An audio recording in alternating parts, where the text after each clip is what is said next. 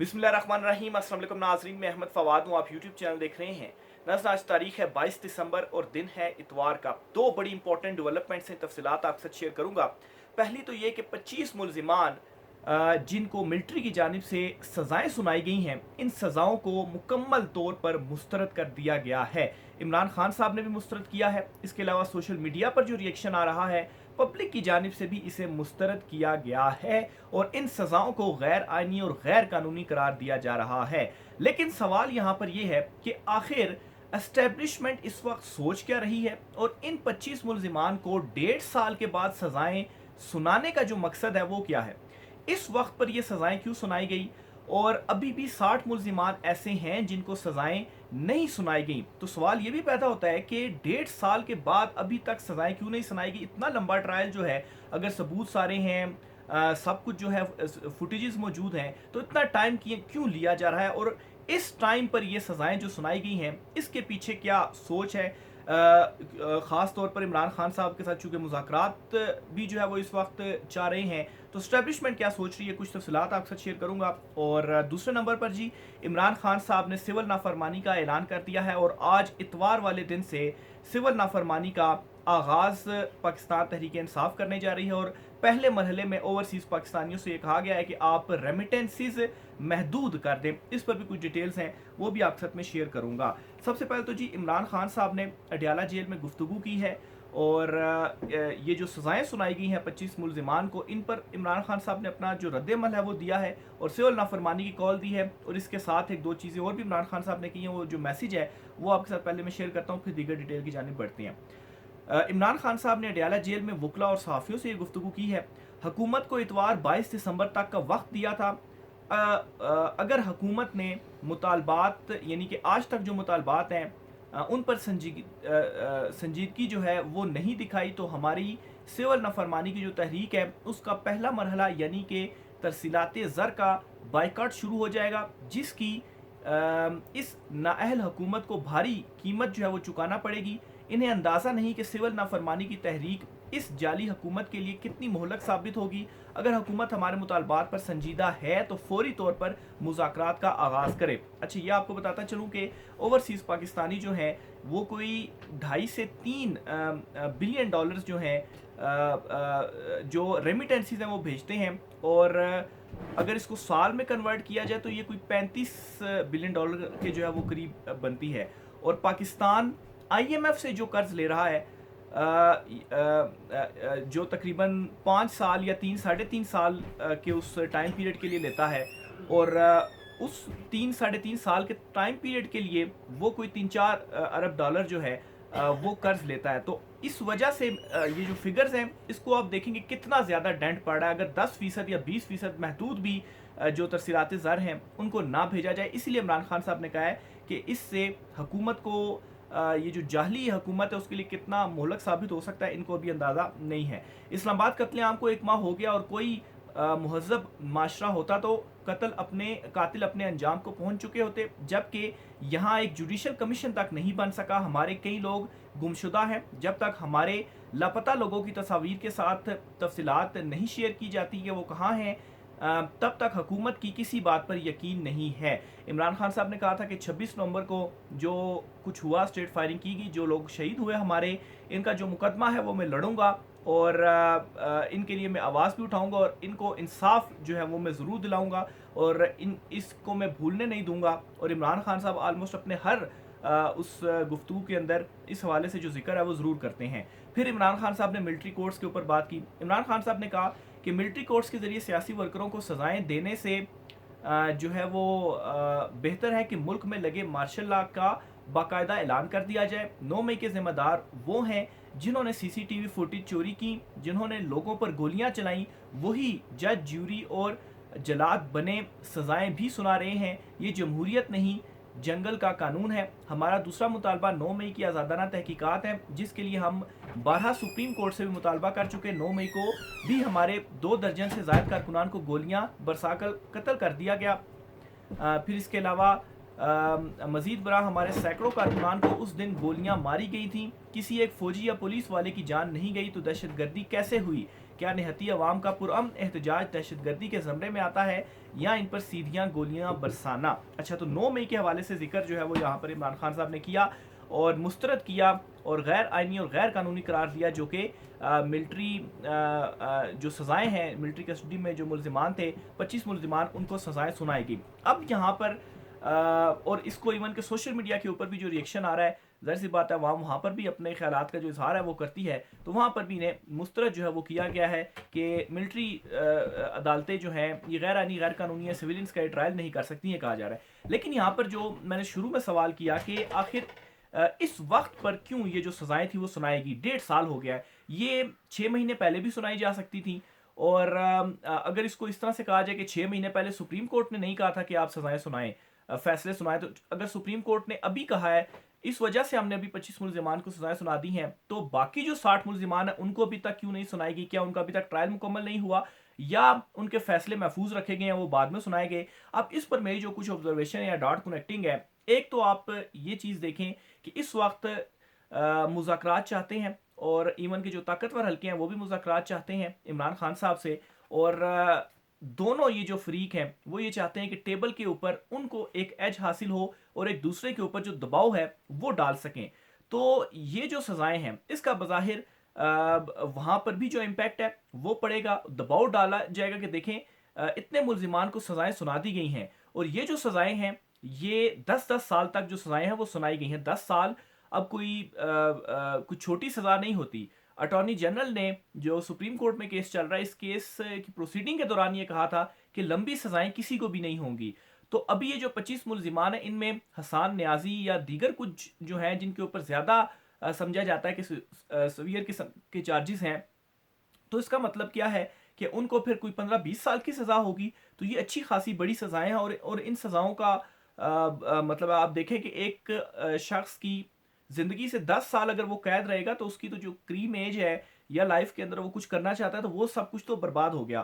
तो बहरहाल ये भी कहा जा रहा है कि ये जो लोग थे जिनको सजाएं सुनाई गई हैं ये कोई दहशतगर्द तो नहीं थे, ये आम लोग ही थे और हीट ऑफ द मोमेंट में ये जो कुछ है वो हुआ और कोई प्लान नहीं किया हुआ था इन लोगों ने कि हम वहाँ पर जाएंगे और ये जो चीज़ें हैं वो करेंगे। इसीलिए शेख रशीद का जो बयान भी था कि रियासत को जो दिल है वो बड़ा करना चाहिए, इनको जो है वो इनकी जो सज़ाएं हैं वो माफ़ कर देनी चाहिए, क्योंकि 1.5 साल से तो ये मिलिट्री कस्टडी के अंदर हैं। बहरहाल जी वापस उस तरफ में आता हूँ कि एक तो ये है जी कि दबाव डालना बज़ाहिर कि अभी तो सिर्फ ये 25 मुलजिमान को सज़ाएं सुनाई गई हैं और इनकी इंटेंसिटी समझी जाती थी कि ये कम है और इनको अगर 10-10 साल की सुना दी गई हैं तो जो दीगर हैं अगर उनको कोई ज़्यादा सुना दी जाती हैं और फिर इसी तरीके से हो सकता है कि इसमें मज़ीद कुछ लोग जो हैं उनको भी डाल दिया जाए, इमरान खान का भी जो मिलिट्री ट्रायल है वो कर दिया जाए। तो ये जी इसका एक और जो मकसद है बज़ाहिर समझ में आता है। लेकिन इमरान खान साहब इस हवाले से बिल्कुल क्लियर कह चुके हैं और इमरान खान साहब एक अरसे से ये बात करते आ रहे हैं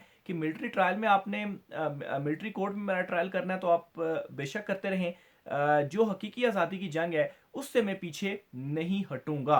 तो इस वक्त मसला भी यही है कि इमरान खान अपनी बात के ऊपर उन्होंने ना सिर्फ स्टैंड लिया हुआ है बल्कि जिस तरह से उनको अवामी सपोर्ट हासिल है, अवाम भी इमरान खान साहब के साथ खड़ी हुई है। और मैं तो ये समझता हूँ कि अगर इस वक्त जो शऊर इमरान खान साहब ने दे दिया अवाम को, तो अगर इमरान खान साहब जो कि ऐसा नहीं इमरान खान साहब करेंगे, नहीं ऐसा होगा कि अगर कंप्रोमाइज करते हैं तो अवाम इमरान खान के भी खिलाफ हो जाएगी। इस वक्त ये जो सारी सूरत हाल है वो बनी हुई है। बहरहाल जी इसके अलावा इमरान खान साहब जो हैं वो फॉल्स फ्लैग ऑपरेशन जो है वो 9 मई को करार देते हैं और कहते हैं कि ये जानबूझकर किया गया, ये प्लान करके किया गया, हमारे लोगों को रोका क्यों नहीं गया, और वो वहाँ पर गए और फिर उसके बाद ये जो केसेस थे वो उनके ऊपर बनाए गए। तो इस बयानिए को भी एक झटका देना था, क्योंकि इमरान खान साहब 9 मई और 26 नवंबर के हवाले से जुडिशल कमीशन तहकीकात का कह रहे हैं। तो अब चूंकि सजाएं सुना दी गई हैं तो सजाएं सुनाने के बाद कौन सा जुडिशल कमीशन और कौन सी तहकीकात तो पहले होनी है ताकि देखा जाए कि कौन कौन इसमें शामिल है, उनको सजाएं दी जाएं। तो सजाएं सुनाने का फिर मतलब भी यही है कि इसको मुस्तरद जो है वो कर दिया गया और जो कमीशन है वो नहीं बनाया जाएगा। और फिर ये भी बाज़ लोग जो है वो गुफ्तगू कर रहे हैं कि ये एक मैसेज भी था ख़ास तौर पर जो रिचर्ड की जानिब से ट्वीट्स की जा रही हैं और इससे एक तासुर बन रहा है कि इमरान खान साहब की जल्द रिहाई हो जाएगी। तो ये सुनाने के बाद एक ये तासुर भी बिल्डअप होगा कि नहीं जो फैसले कर लिए गए हैं वो फैसले के ऊपर इम्प्लीमेंट होगा, और अमेरिका जो है अगर उधर से कुछ प्रेशर आता भी है तो उसको एक्सेप्ट नहीं किया जाएगा। तो इन दो तीन चीज़ों के हवाले से भी एक जो एंगल है वो मौजूद है। लेकिन ये बात भी अपनी जगह पर हकीकत है कि अमेरिका से जब दबाव आएगा या अमेरिका की तरफ से कोई इस हवाले से पॉलिसी सामने आएगी तो उसके ऊपर फिर नो सर नहीं कहा जा सकता, जो कि हमारी रिसेंट हिस्ट्री भी हमें बताती है। इमरान खान साहब ने मजीद कहा कि मुझे मालूम है अलकादिर ट्रस्ट यूनिवर्सिटी के केस का फैसला क्या आना है, यहाँ सारे फैसले पहले से लिख कर आते हैं। मेरे खिलाफ अडयाला जेल में 3 फैसले सुनाए गए, तीनों फैसले आला अदालतों में ख़त्म हो गए क्योंकि सारे केसेस झूठे और बेबुनियाद थे। हुकूमत को गैर संजीदगी से जो है वो मेरा हुकूमत की जो गैर संजीदगी है उससे मेरे मुल्क का नुकसान हो रहा है। लोगों के घरों में मातम हो रहा है। हमारे लोगों की अगर कोई मजबूरी है तो बंद कमरे में मुज़ाकरात करें। 26 नवंबर कत्लेआम के कातलों और सहूलतकारों के साथ तस्वीर नहीं बनानी चाहिए। अच्छा, ये बड़ी इंपॉर्टेंट बात इमरान खान साहब ने कही है। इस पर इनडायरेक्टली इशारा इमरान खान साहब ने किया है। खासतौर पर बैरिस्टर गोहर और फैसल वाडा की कुछ तस्वीर सामने आ रही थी, बड़ी गर्मजोशी से वो मिल रहे हैं। अली अमीन गंडापुर और मोहसिन नकवी की रिसेंट जो मुलाकात हुई है उस पर आ रहा था कि एक तरफ आप इल्ज़ाम भी लगा रहे हैं 26 नवंबर के हवाले से मोहसिन नकवी वज़ीर दाखिला, और दूसरी तरफ आप मुलाकातें भी कर रहे हैं। तो इमरान खान साहब ने कहा अगर आप कोई मुज़ाकरात कर रहे हैं या आप मुलाकातें भी कर रहे हैं तो आप बंद कमरों के अंदर करें, उसकी इस तरह से तस्वीरें ना खींचें, क्योंकि ये जब तस्वीरें जाएंगी पब्लिक के अंदर तो वो लोग हर्ट होते हैं कि एक तो हमारे बच्चों को शहीद कर दिया गया और ऊपर से ये उन्हीं से मिल रहे हैं। तो ये मैसेज इमरान खान साहब ने एक और दिया। हमारे जो लोग गिरफ्तार किए गए हैं इन्हें सख्त सर्दी में अटक जेल में तंबुओं में रखा गया है, जो कि ना सिर्फ कानून बल्कि इंसानियत के भी खिलाफ है। हमारे ILF वकला यानी कि इंसाफ लायर विंग जो है उसके वकला की टीम्स मजीद मुतहरिक होकर उनको रिलीफ दिलवाएं। इसके अलावा इमरान खान साहब ने कहा कि हमें उम्मीद थी कि काजी फायज ईसा के जाने के बाद हमें सुप्रीम कोर्ट से इंसाफ मिलेगा, लेकिन माफिया ने मेम्बरान पार्लियामेंट के अगवा के जरिए आइन में तरमीम करके अदलिया पर कब्जा कर लिया है और अब अदलिया को सियासी इंतकामी कार्रवाई के लिए इस्तेमाल किया जा रहा है। पाकिस्तान सिर्फ सरमायाकारी से बच सकता है, लेकिन पाकिस्तान में इस वक्त कानून की हुक्मरानी ना होने की वजह से कोई सरमायाकारी करने को तैयार नहीं और दिन ब दिन हालात बदतर होते जा रहे हैं। मुल्की मफाद शख्सी अना और एक्सटेंशन की भीड़ चढ़ रहा है। हालात की बेहतरी का सिर्फ एक ही जरिया है कि इक़्तिदार अवाम के नुमाइंदा जमात को सौंपा जाए ताकि सियासी और नतीजतन माशी इस्तेहकाम की राह हमवार की जा सके। तो एक और मैसेज है जो इमरान खान साहब ने जेल से गुफ्तगू की है और ये सेंड किया है। बहरहाल जी, सिविल नाफरमानी की तहरीक का आज से आगाज़ हो गया है और महदूद से ये पहले की जाएगी और पहले मरहले में जो ओवरसीज़ पाकिस्तानी हैं वो 10% या 20% अपनी जो रेमिटेंसेज हैं वो कम कर देंगे भेजना। और अगर सिविल नाफरमानी और रेमिटेंसेज कम करने के बावजूद बात नहीं मानेगी, मुतालबात नहीं मानेंगे तो फिर जाहिर सी बात है वक्त के साथ इसको मज़ीद बढ़ाया जाएगा। हो सकता है कहा जाए कि 50% कम कर दें, या फिर हो सकता है कि मज़ीद कोई जो बाइकआउट वगैरह किए जा रहे हैं उनके हवाले से मज़ीद जो चीज़ें हैं वो सामने आ सकती हैं। बहरहाल सवाल ये भी है कि ऐसा क्यों हो रहा है। ऐसा इस वजह से भी हो रहा है कि अदालतों से जो इंसाफ है वो नहीं मिल रहा। और आखिर में इमरान खान साहब ने ये भी कह दिया है कि जो एक उम्मीद थी वो उम्मीद भी अब ख़त्म हो गई है, ख़ास तौर पर सुप्रीम कोर्ट ऑफ पाकिस्तान से जिस तरह से उसके ऊपर जो टेक ओवर है वो किया गया है। और फिर सवाल एक ये भी है कि 8 फरवरी इंतखाबात जो अवाम के वोट के ऊपर, अवाम के हक़ के ऊपर जो डाका डाला गया और एक मुंतखब हुकूमत को लाकर बिठाया गया, तो 9 मई के हवाले से तो सुनाई जा रही हैं। तो ये जो 8 फरवरी का केस है इसे अभी तक क्यों पेंडिंग रखा गया, क्यों इसके ऊपर जो समाअत है वो नहीं होती और क्यों इसका जो फैसला है वो अभी तक नहीं आ रहा है। यहाँ तक कि जो इलेक्शन ट्रिब्यूनल्स हैं, जो इस्लामाबाद हाई कोर्ट में इलेक्शन ट्रिब्यूनल बनाया गया था जो कि इनकी मर्जी का बाद में बनाया गया, वो इलेक्शन ट्रिब्यूनल के ऊपर भी अब स्टे आ चुका है। तो इस हुकूमत को कोई 10 माह तो हो गए हैं तकरीबन, लेकिन अभी तक इलेक्शन ट्रिब्यूनल्स के जो फैसले हैं वो नहीं आ रहे। इस्लामाबाद के 3 हल्के हैं, 3 हल्कों का अभी तक फैसला नहीं आया। तो इस तरह से अगर 2-3 साल और गुजर जाते हैं तो टर्म तो पूरी हो जाएगी फिर 4-5 साल की, तो फिर उसके बाद ट्रिब्यूनल का फ़ायदा क्या हुआ। हालांकि ट्रिब्यूनल का मकसद ये होता है कि 3 महीने के अंदर जो उसमें फैसले हैं वो सुनाने होते हैं, लेकिन 5 महीने तो इनएक्टिव बिल्कुल रहा ट्रिब्यूनल।